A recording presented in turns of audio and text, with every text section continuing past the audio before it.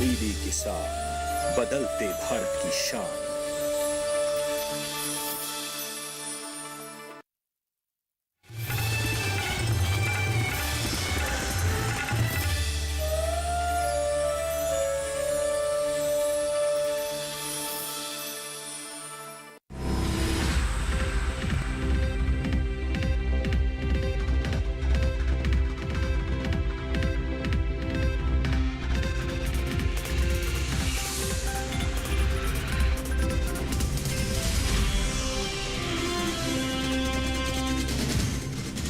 नमस्कार, आप देख रहे हैं दूरदर्शन किसान मंडी खबर में आप सभी का स्वागत है। मैं हूं ज्योत्सना टंडन। अगले आधे घंटे के दौरान हम आपको बताएंगे अलग अलग जिन्सों के भाव और पैदावार की स्थिति। आज खास तौर से बात होगी गेहूं, सरसों और अरहर की, साथ ही कपास, आलू और धनिये पर भी होगी नजर। इनके अलावा कई और जिन्सों के भाव आप मंडी खबर में जान सकेंगे। बुलेटिन की शुरुआत करते हैं आज की खास खबर के साथ। रिकॉर्ड स्तर पर गेहूं की सरकारी खरीद, अभी तक 4 करोड़ 32 लाख टन से अधिक हुई खरीदारी। इस साल किसानों से गेहूं की सरकारी खरीद के पिछले सारे रिकॉर्ड टूट गए हैं और इसका असर कृषि उपज मंडियों में गेहूं के भाव पर पड़ सकता है। 22 जून तक देश भर में किसानों से 432 लाख टन से ज्यादा गेहूं खरीदा जा चुका है।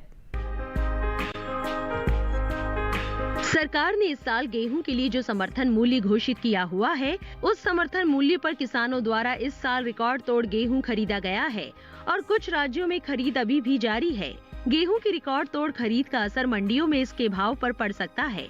इस साल गेहूं का समर्थन मूल्य 1975 रुपए प्रति क्विंटल घोषित किया गया है और अधिकतर मंडियों में भाव इसी स्तर के करीब है।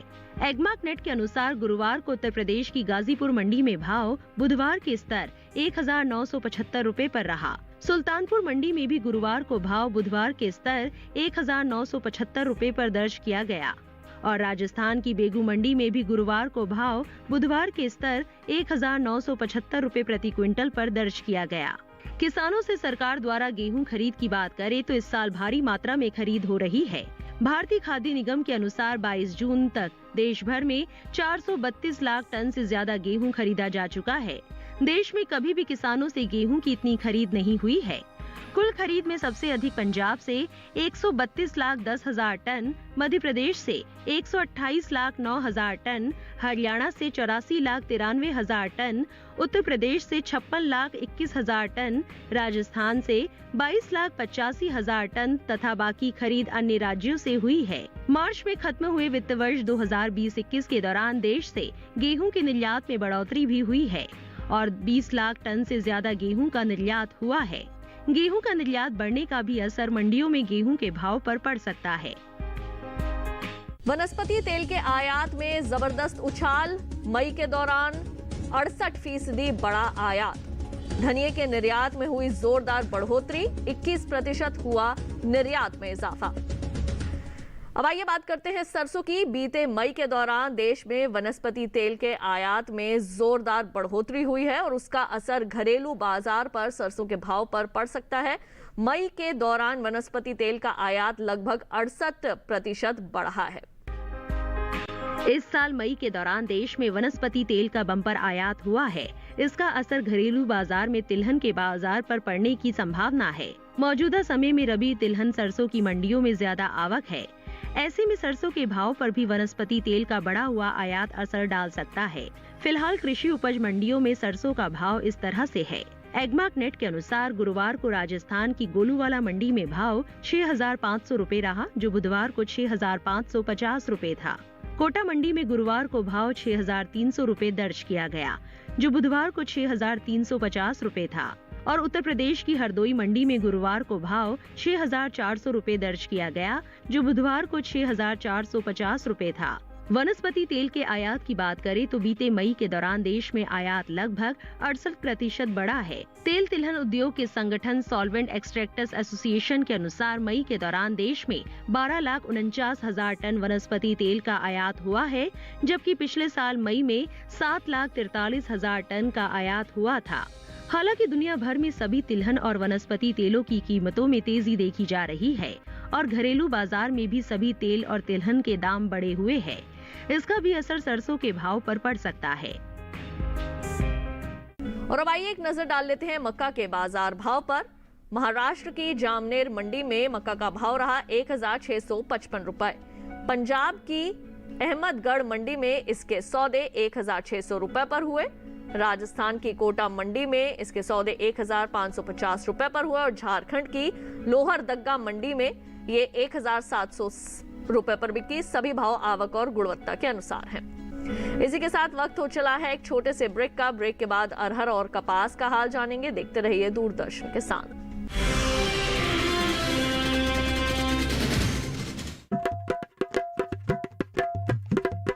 कुछ नया सोचने की हिम्मत, कुछ कर गुजरने का जुनून। आइए मिलिए हिंदुस्तान के नवाचारियों से। देखिए कच्चे रास्ते पक्के इरादे 14 जनवरी से हर गुरुवार शाम 4:30 बजे सिर्फ डीडी किसान पर।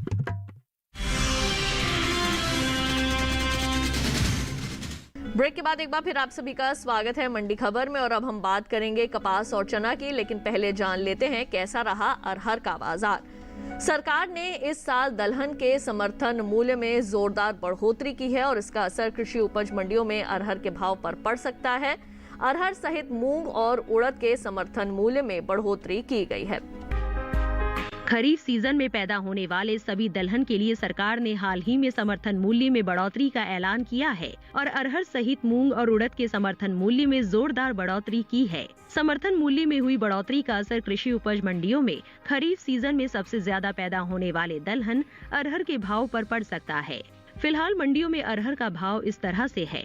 एग्मार्क नेट के अनुसार गुरुवार को गुजरात की राजकोट मंडी में भाव बुधवार के स्तर 5,750 रुपए पर रहा। उत्तर प्रदेश की गाजियाबाद मंडी में गुरुवार को भाव बुधवार के स्तर 5,900 रुपए पर दर्ज किया गया और अलीगढ़ मंडी में भी गुरुवार को भाव बुधवार के स्तर 5,850 रुपए प्रति क्विंटल पर रहा। किसानों की आमदनी बढ़ाने के लिए सरकार ने सभी खरीफ दलहन का समर्थन मूल्य बढ़ाया है।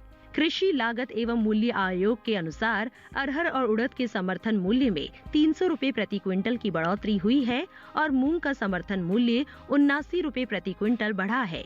इस बढ़ोतरी के बाद अब अरहर और उड़द का समर्थन मूल्य बढ़कर 6,300 रुपए प्रति क्विंटल हो गया है और मूंग का बढ़कर 7,275 रुपए प्रति क्विंटल हुआ है। दालों का समर्थन मूल्य बढ़ने से कृषि उपज मंडियों में अरहर सहित सभी दलहन के भाव पर असर पड़ सकता है। अब आइए एक नजर डाल लेते हैं चना के बाजार भाव पर। राजस्थान की कोटा मंडी में चने का भाव रहा 4,700 रुपए। मध्य प्रदेश की झाबुआ मंडी में इसके सौदे 4,849 रुपए पर हुए। उत्तर प्रदेश की आगरा मंडी में चना 5,570 रुपए पर बिका और गुजरात की राजकोट मंडी में ये 4,675 रुपए पर बिका। सभी भाव आवक और गुणवत्ता के अनुसार हैं। अब आइए बात करते हैं कपास की। सितंबर में खत्म होने वाले चालू कपास वर्ष 2020-21 के दौरान देश से कपास के निर्यात में बढ़ोतरी का अनुमान लगाया गया है। फिलहाल भाव की बात करें तो एग्मार्क नेट के अनुसार गुरुवार को गुजरात की राजकोट मंडी में इसका भाव रहा 7,150 रुपए, जो बुधवार को 7,375 रुपए था और बाबरा मंडी में गुरुवार को भाव रहा 6,650 रुपए, जो बुधवार को 6,710 रुपए था।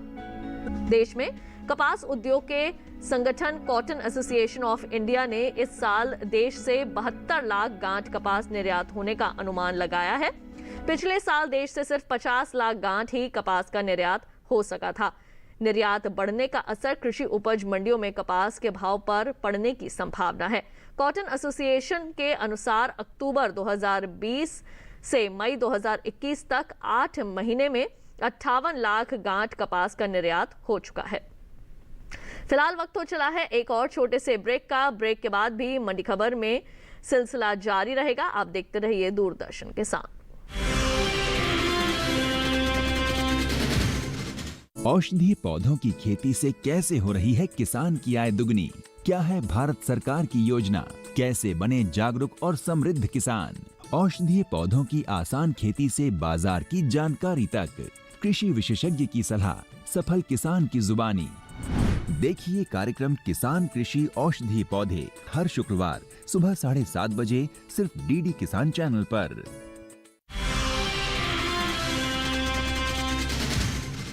ब्रेक के बाद एक बार फिर आप सभी का स्वागत है मंडी खबर में। आइए बढ़ते हैं आगे और अब हम बात कर लेते हैं धनिया की। देश से धनिया का निर्यात जोरदार उछाल मार रहा है और इसका असर कृषि उपज मंडियों में धनिया के भाव पर पड़ने की संभावना जताई जा रही है। फिलहाल मंडियों में धनिया के भाव इस तरह से हैं। एगमार्कनेट के अनुसार गुरुवार को राजस्थान की कोटा मंडी में इसका भाव रहा 6,000 रुपए, जो बुधवार को 6,200 रुपए था। और गुजरात की राजकोट मंडी में गुरुवार को भाव 5,530 रुपए दर्ज किया गया, जो बुधवार को 5,750 रुपए था। धनिया के निर्यात की बात करें तो मार्च में खत्म हुए वित्त वर्ष 2020-21 के दौरान निर्यात लगभग 21% बढ़ा है। भारतीय मसाला बोर्ड के अनुसार 2020-21 के दौरान देश से 57,000 टन धनिया का निर्यात हुआ है, जबकि 2019-20 के दौरान 47,135 टन का निर्यात हुआ था। और अब आइए एक नजर डाल लेते हैं टमाटर के बाजार भाव पर।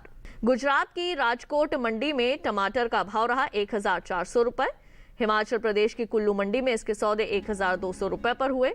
महाराष्ट्र की पुणे मंडी में टमाटर 1,000 रुपए पर बिका और पंजाब की भटिंडा मंडी में इसके सौदे 900 रुपए पर हुए। सभी भाव आवक और गुणवत्ता के अनुसार हैं। अब आइए एक नजर डाल लेते हैं प्याज के बाजार भाव पर।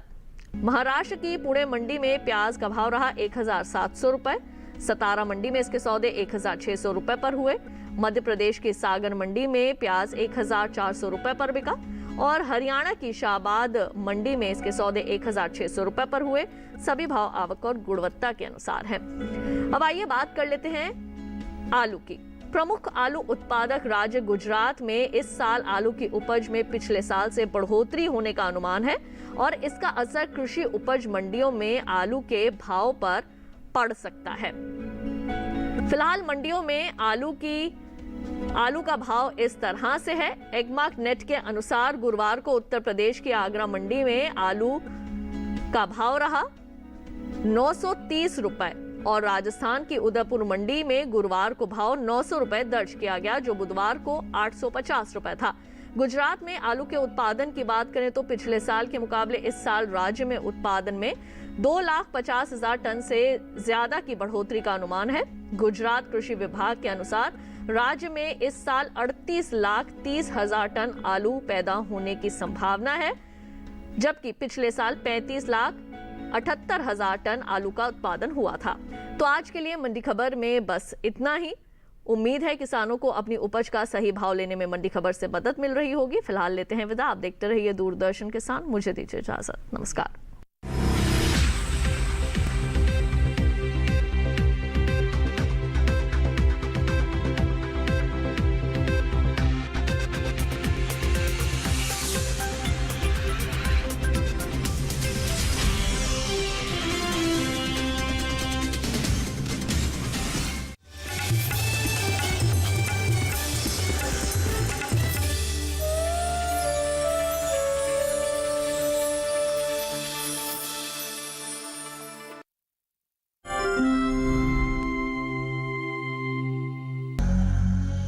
तीर्थंकर के नाम से इस शहर का नाम वर्धमान रखा गया। बौद्ध धर्म का भी यहाँ काफी प्रभाव था। वर्धमान शहर के निकट भरतपुर में एक बौद्ध स्तूप पाया गया है। हम जा रहे हैं वर्धमान शहर से 25 किलोमीटर दूर पूर्व वर्धमान की एक और जगह गलसी 1 नंबर ब्लॉक के फतेहपुर गांव की ओर। इसी फतेहपुर गांव में ही रहती है नूरजहां खातून, जो एक साधारण औरत से महिला कृषक बनकर सबके नजर में आ गई है। धान उत्पादन में वर्धमान की ख्याति सालों से है।